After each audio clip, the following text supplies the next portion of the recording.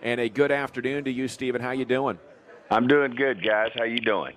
Well, we're doing great. I wanted to know how long into the offseason did you start feeling like, wow, really going to get people excited with what this offense is going to do when we get out there September 8th?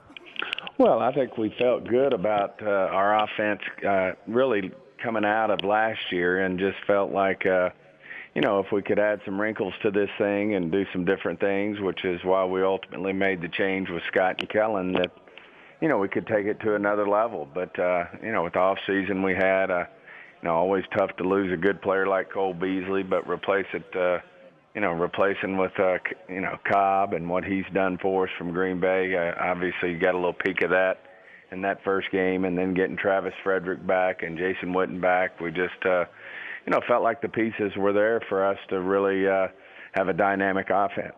But it's just one game, and we obviously got to bring consistency, to this as we move forward game by game. But certainly a great start. But we all know, it's just one game. So, Stephen, I put in the call for this to be a top 3 defense before the season started, and we've been kicking it around today, and I wanted to get your opinion. The amount of yards that you guys gave up is high, but until the game was pretty much decided, you only gave up 10 points. How did you guys evaluate that as a defensive performance?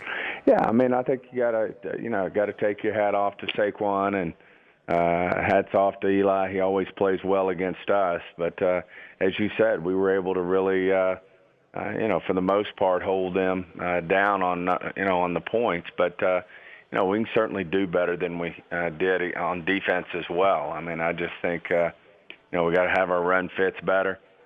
Especially when you're playing a great back like Barkley. He's going to make you pay if you're not perfect. And certainly he had some big plays against us. And, you get to focusing on a guy like him. And then, Eli, as I said, he's always played well against us. He's a 2-time Super Bowl champ. And, you got to give them some credit as well. But I do expect as we move forward, our defense will continue to improve and we'll play better. Stephen, 2 defensive health questions. How's Tyrone Crawford doing? And then next week when Robert Quinn is eligible to come back, will he be healthy and ready to play? Well, we'll evaluate, Quinn next week. He's, historically from the day he walked in the door, been in great shape and ready to go. So I'll be really surprised if he's not able to contribute, but we'll obviously take a good look at that, when he comes through the door on Monday. And then Tyrone Crawford should be ready to go against the Redskins. Or, right now as we sit here today, there's no reason why he's not going to play and be ready to go against the Redskins. Stephen Jones with us. Is there concern at all that, while you guys still have one of the youngest teams, that you could overlook a team in week 2 after such a great start? Is overconfidence a possibility going into D.C.? I'd only say this, is we practiced about as well as we practiced this week. And so I think the guys are focused. I think they put the Giant game in the rearview mirror, and they're totally, got to focus toward moving forward and know they got to continue to play well. So, I would be surprised if that happens. Jason and his staff do a great job of preparing our football team. They felt like they had an edge all week, and I'll be surprised if we don't play well. And how about if you need it, Josh Norman possibly providing a little bit of motivation and bulletin board material. Have you seen what he said about Dak's performance? I have, and, usually that stuff does, not a lot of good comes from being critical of a team or anybody on that team as you're getting ready to play them. And certainly they're messing with, one of the top competitors in this game in Dak, and I'm sure he took that to heart. And not that he's not already ready to go play and play at a high level, but certainly look forward to seeing how that plays out. Stephen, do you have a burner Twitter account by chance? Are you creeping around online, taking a look at what's going on? No, I don't. I just I'm not a big social media guy. I read about it in our clips, but overall I stay away from that for the most part.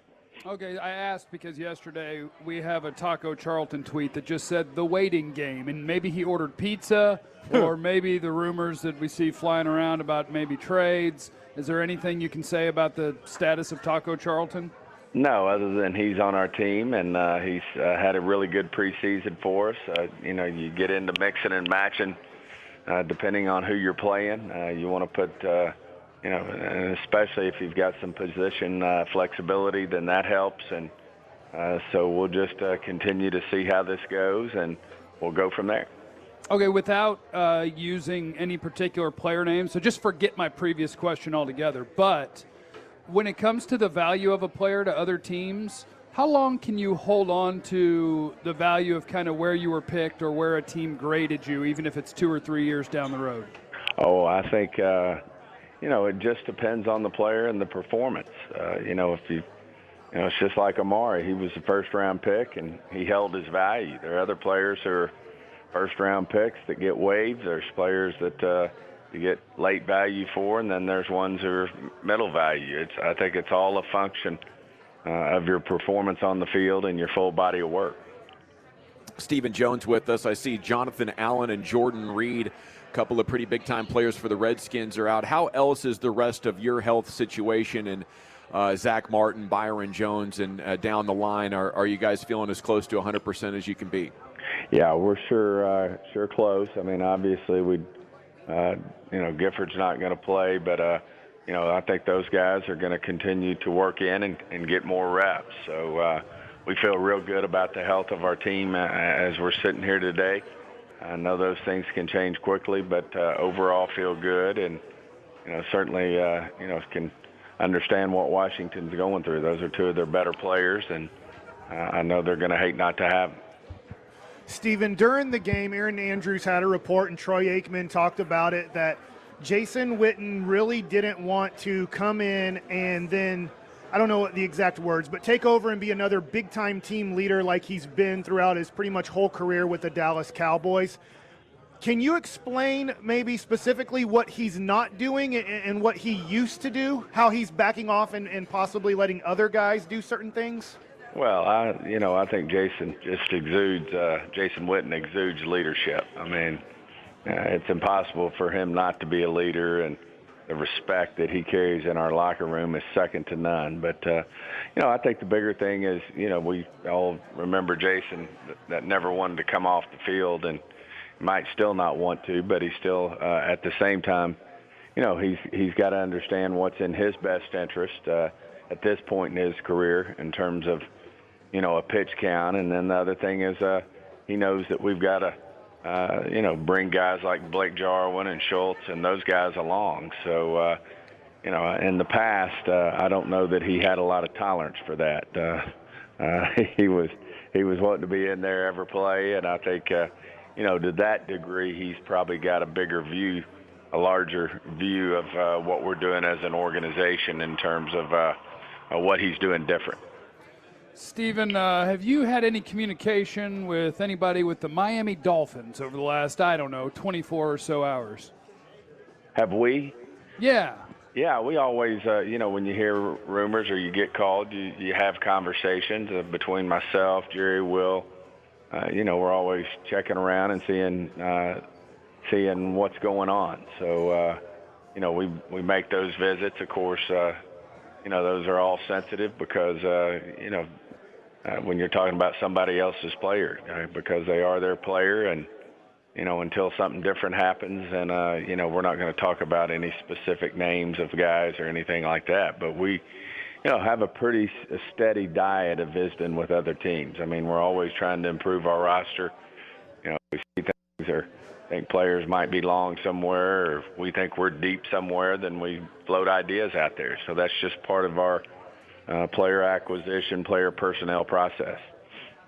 There was a conversation yesterday in the locker room after practice, who's the fastest Cowboy, and Cheetah was making a claim for it. Man, he took off to get to that sideline. I mean, you're the main personnel boss there, so is he the fastest, or who are your top candidates? I tell you what, I saw that too. It'd be hard to argue, especially game speed.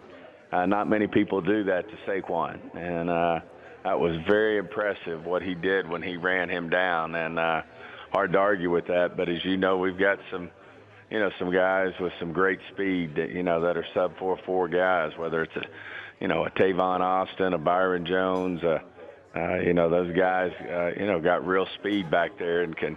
Mari Cooper, they can get it. So, it'd be interesting to see who, if you really lined them up on a track, who'd actually win the race. But sure is great to have that kind of speed. We did an article yesterday from ESPN on this show. We talked about it in the 5 o'clock hour, how the Eagles are providing the path, the blueprint to implementing analytics. And I don't want all the details or any trade secrets or anything like that from you, but are you involving analytics more for game plan and play calling this year than in previous seasons would be the question? I can't speak to Philly. I just know we use it. And I know Jason and our coaching staff, like to get analytics from our analytics department. I know we use it for personnel. It's all, it's a part of it. Is it all of it? Of course not. And but you do use it, to back up other thoughts you might have. But certainly it's being used here. Appreciate the time as always. Give him hell out there. We will be pulling for you. Appreciate it, guys. Thank you. There he goes, Cowboys COO Stephen Jones right here on your home of the Cowboys, 105 through the Fan.